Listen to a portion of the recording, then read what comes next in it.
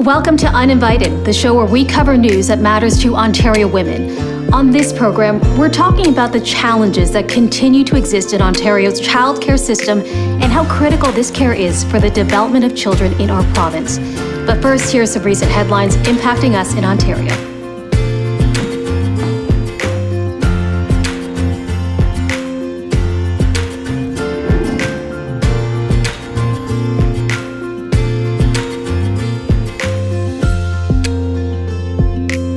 The Ontario government has partially reversed a decision to allow schools access to COVID rapid tests.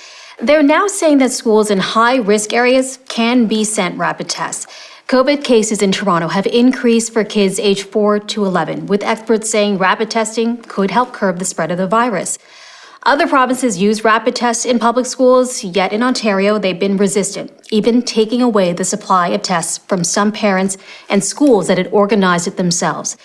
This is especially difficult to reconcile why businesses are allowed government-procured tests for vaccinated adults while unvaccinated kids aren't afforded that same access. With 6 career medals, Toronto's Penny Alexiak is Canada's most decorated summer Olympian at the young age of 21. She came fourth in the women's 100-meter freestyle this year. And throughout this whole Olympic process, Alexiak has been very open about the mental health challenges of being an athlete. This also comes as Simone Biles shocked audiences by pulling out of the competition at this year's Games. Last month, Biles testified before a U.S. Senate Judiciary Committee that her previous gymnastics team doctor sexually abused her and her teammates. At the hearing, Biles said she has no doubts the abuse impacted her performance, claiming the system failed to protect her and her teammates. This is a chilling reminder of the need for better mechanisms and actions to address abuse in all sports organizations at all levels.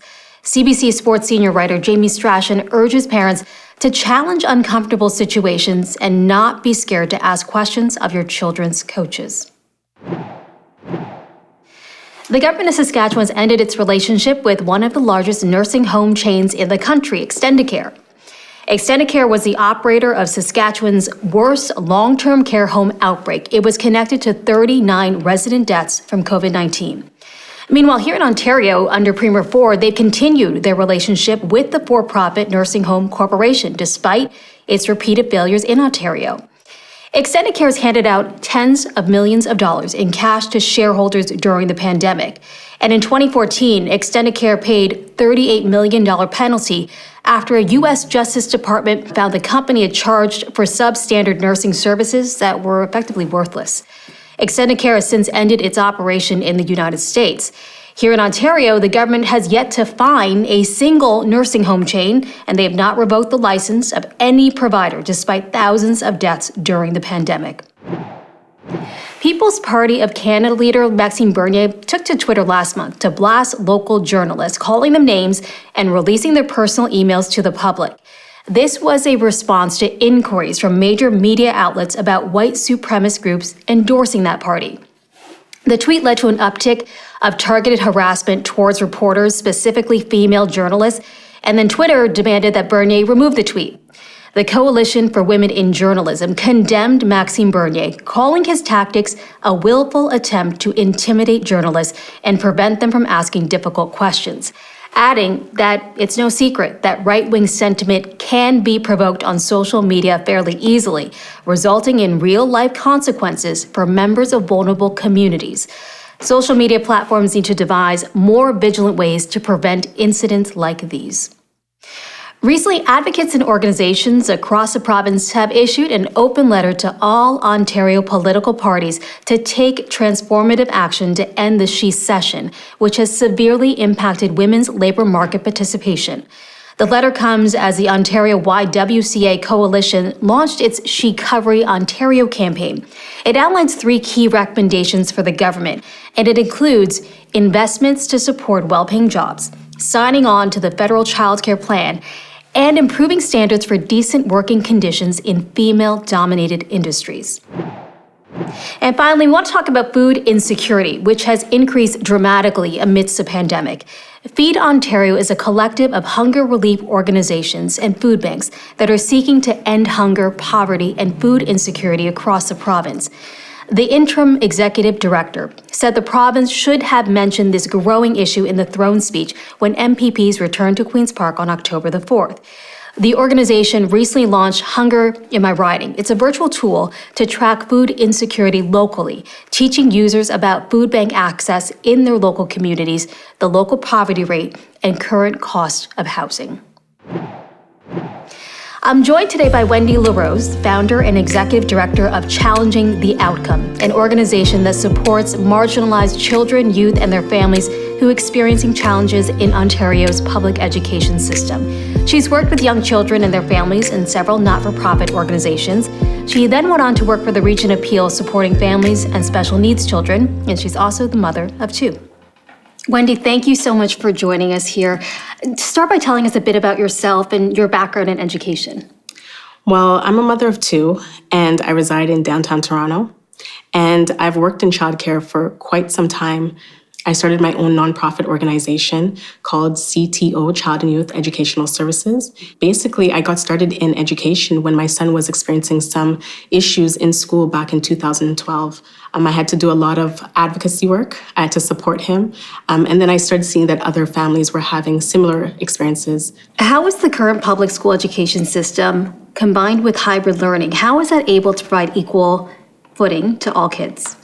It's not equitable at all. How's that? Not for any of the students that are involved, that are trying to learn from home, that are even in the classroom. Right now, it's not working. Students need much more resources. They need more support because parents at home, they're not able to work at home and support their children. The families that you work with in your program, can you talk a bit about some of the challenges they've been facing, how they've been able to cope through the pandemic? A lot of families have been saying that they need help with mental health issues. There has been like a waiting list, a very long waiting list for children and youth to access mental health services across the GTA. So that's where there's an area of concern because there's not enough, again, funding. What are you seeing in terms of the kids that are coming for help, the moms coming for help? What are they saying to you that they need? Support.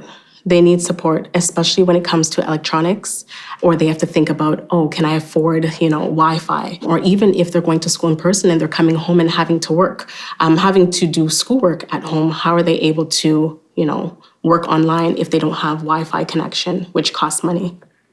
The idea of accessible and affordable childcare is so out of reach for a lot of moms, a lot of families.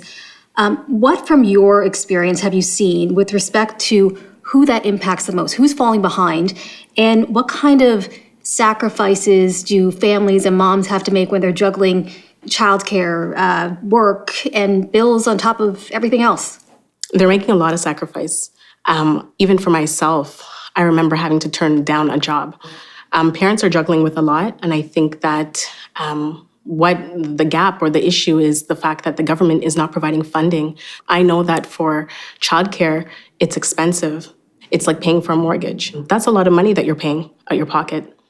And one solution that the federal government has tried to push forward is this idea of $10 a day childcare, universal childcare. Ontario is one of the last provinces to sign on to that. If you were to say something, if you were to send a message to the Premier about the importance of signing on to that agreement, what would that sound like? Mr. Ford, you have to understand that parents and families are having a very hard time. He may not know what that might feel like, but he has to understand that families, especially marginalized families, are being impacted. There's a lot of mothers that are trying to, get an advancement at work. They're trying to, make some money. They're trying to look for employment. They're going back to school. They can't go to school. They can't go to work. So they're basically left at home to take care of their children. Childcare is so important. It's really important to a lot of families. And I get even emotional just thinking about it because I was once that parent. So if, in a perfect world, if we could have the right policy decisions, the right funding in place, what would that look like to support those types of families and those types of kids? I would suggest following Ontario Coalition for Better Childcare. They have a roadmap, and the roadmap basically discusses 3 issues pertaining to what the government needs to focus on, and that is 1, accessibility, 2, affordability, and 3, making sure that there's decent pay for staff. Do you think there's the political will to act on those types of policy decisions? Not from what I'm seeing so far, especially because of the fact that Ford has not signed, the child care plan.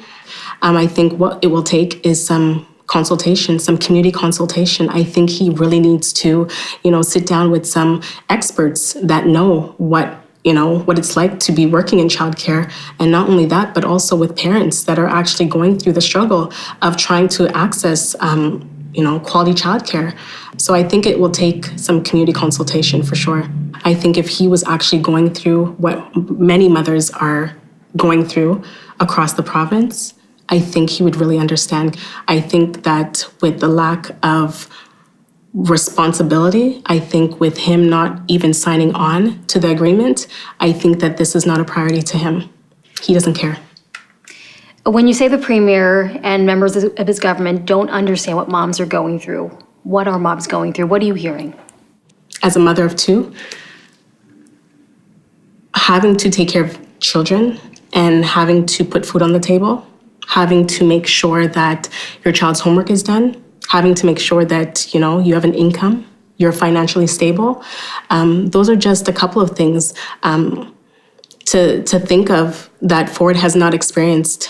It would be hard for him to recognize what a woman, what a mother, what a marginalized individual is going through. I think if he was to focus on the universal childcare roadmap, that would give him some key things to look at: accessibility, affordability, as well as looking at, decent pay for childcare workers. I think that's a good start. Wendy, thank you so much for speaking to us today. Thank you so much, Karman. And thank you all for tuning in. This has been Uninvited Working Ontario Women News. It's time for a segment that we call I'm Speaking. It's where we hear from everyday Ontarians about your frustrations without being interrupted or misrepresented. Record your 60-second message at actwow.ca if you have something to say. And now, I'm speaking. I'm speaking. I have to I'm weigh speaking. I'm speaking. I have to I'm weigh in. speaking. If you don't mind letting me finish. I'm speaking. I'm a PSW. However, I would like the government of Ontario and the government of Canada in general to look at the state of the long-term care, because the way the long-term care is being run before this pandemic is nothing to write home about.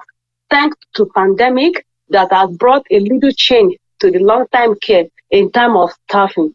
Still, we are short of staff. So many times we're short of staff. We work endlessly. We short on the floor. So many people calling sick. It's not their fault that they're calling sick, but because they work tirelessly. So our body, the nature will fight. If you don't give your body break, then the body will request for it. So I will employ the government of Ontario, the Ontario government, to help us in staffing area so that there can be less burden on we PSW. So that's all I have to say. Staffing about long-time care and make $3 pandemic pay a permanent. Thank you. God bless you.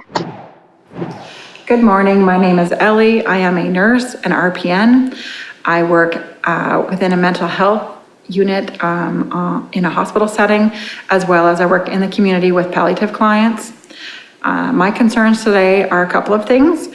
One, within the hospital setting, safe nursing ratios. I believe that should be something that should be implemented here by the government. Across the board, long-term care, hospitals, community, everything.